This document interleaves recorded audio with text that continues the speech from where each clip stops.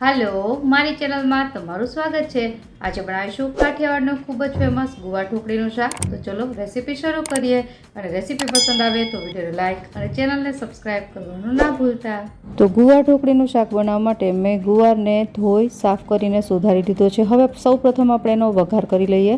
तो अहीं एक कुकरमां आपणे 2 થી 3 ટેબલસ્પૂન જેટલું તેલ ગરમ કરીશું। આ શાકમાં તેલનું પ્રમાણ થોડું આગળ પડતું હોય છે। તેલ ગરમ થાય એટલે 1/2 ટીસ્પૂન જેટલી રાઈ, 1/4 ટીસ્પૂન જેટલી હિંગ, 1/2 ટીસ્પૂન જેટલી હળદર અને 1 ટેબલસ્પૂન જેટલી સૂકા લસણની ચટણી। જો તમારે ખાલી લસણ ખાંડેલું નાખવું હોય તો એમ પણ નાખી શકાય। તો આપણે અત્યારે આવી રીતે લસણની ચટણી નાખીશું એટલે પાછળથી લાલ મરચાંનો ઉપયોગ નહીં કરીએ। હવે એક વખત આને તેલમાં મિક્સ કરી લેશું અને ત્યારબાદ જે ગુવાર આપણે તૈયાર કરીને રાખ્યો છે એને આમાં એડ કરી દેવાનો છે। ઘણા લોકો વઘારમાં અજમો પણ નાખતા હોય છે, પણ અજમાનો ઉપયોગ આપણે પાછળથી કરીશું। તો બધી જ વસ્તુ મિક્સ થઈ ગઈ છે। હવે કરીએ મસાલા। તો મસાલામાં ફક્ત 2 જ મસાલા છે। એક છે 1 ટીસ્પૂન જેટલો ધાણા જીરું પાવડર અને સ્વાદ પ્રમાણે મીઠું અને મિક્સ કરી લેશું। અહીં મેં આગળ સૂકા લસણની ચટણીમાં લાલ મરચુંનો ઉપયોગ કર્યો છે, એટલા માટે અત્યારે હું લાલ મરચું નથી નાખી રહી। જો તમે ખાલી લસણ ખાંડેલું નાખતા હોય તો લાલ મરચું નાખવું। હવે આપણે 1/3 કપ જેટલું પાણી ઉમેરી અને મિક્સ કરી દેશું અને ગેસની ફ્લેમ છે મીડિયમ કરી અને ફક્ત 2 સીટી છે આપણે કરવાની છે। હવે ગુવાર છે એને કાચો પાકો જ આપણે અત્યારે કૂક કરવાનો છે। જ્યાં સુધી ગુવારનું શાક ચડે ત્યાં સુધીમાં આપણે ઢોકળી બનાવી લઈએ। તો મેં 1 કપ જેટલો ચણાનો લોટ લીધો છે, જેને આપણે એક વાસણમાં લઈ લેશું અને ત્યારબાદ એમાં મસાલા કરીશું।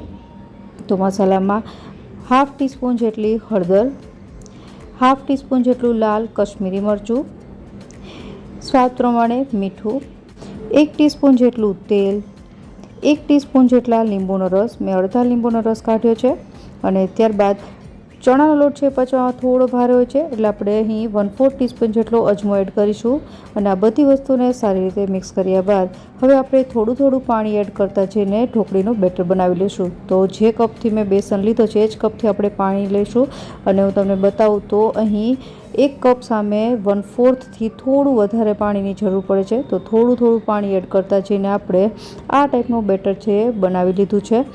તો હવે બેટર બની ગયું છે।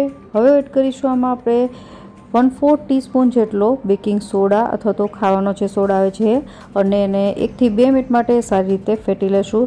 અહીં ઢોકળીનું શાક બનાવો ત્યારે એકદમ વધારે પડતો સોડા નથી નાખવાનો, કારણ કે આપણે ઢોકળી છે ને એકદમ સોફ્ટ નથી બની, થોડી કડક રાખવાની છે। તો સોડાનું પ્રમાણ ઓછું રાખવું। હવે આપણું બેટર તૈયાર છે। તો આપણે તેલથી ગ્રીસ કરેલી એક પ્લેટમાં બેટરને રાખીને આવી રીતે સરસ પાથરી દેશું અને ઉપરથી થોડા કોથમીરના પાન છે રાખી દેશું, જેનાથી દેખાવમાં ઢોકળી છે સરસ લાગે। અને આપણી આ ઢોકળી છે એને હવે સ્ટીમ કરવાની છે। તો અહીં મેં પહેલેથી જ કડાઈમાં પાણી ગરમ કરવા રાખી દીધું છે અને પાણી ગરમ થાય એટલે આપણે ઢોકળીની જે પ્લેટ છે એને રાખી અને ઢાંકણ ઉપરથી ઢાંકી અને 15 થી 20 મિનિટ માટે હાઈ ગેસની ફ્લેમ પર એને સ્ટીમ કરી લેશું। તો 15 થી 20 મિનિટ જેવો સમય થઈ ગયો છે। આપણે ઢોકળીને ચેક કરીએ તો ઢોકળી સરસ રીતે સ્ટીમ થઈ ગઈ છે। છરીની મદદથી ચેક કરીએ તો તમે જોઈ શકો છો એકદમ સાફ આવે છે। હવે આપણે એને કાઢી લેશું અને ત્યારબાદ એના સ્ક્વેર શેપના કાપા પાડી લેવાના છે। તો આપણી આ ઢોકળી તૈયાર છે। હું તમને એક ઢોકળી કાઢીને પણ બતાવું તો એકદમ સરસ જેવી મારે શાક માટે જો એવી બની છે, એકદમ સોફ્ટ પણ નહીં અને એકદમ કડક પણ નહીં। તો ઢોકળી તૈયાર છે। હવે શાક ચેક કરી લઈએ। તો મેં 2 વિસલ પછી કુકર છે બંધ કરી દીધું હતું। હવે ઠંડુ થઈ ગયું છે તો ચેક કરીએ તો આપણું શાક તૈયાર છે। હવે જે આપણે ઢોકળી બનાવીને રાખી છે એ આપણે એમાં એડ કરી દઈશું અને મિક્સ કરી લેશું। અહીં આ શાકમાં થોડું આપણે છે રસો રાખવો, કારણ કે ચણાનો લોટ છે એ પાણી છે એબ્ઝોર્બ કરતો હોય છે, તો એકદમ ડ્રાય શાક બની જાય છે।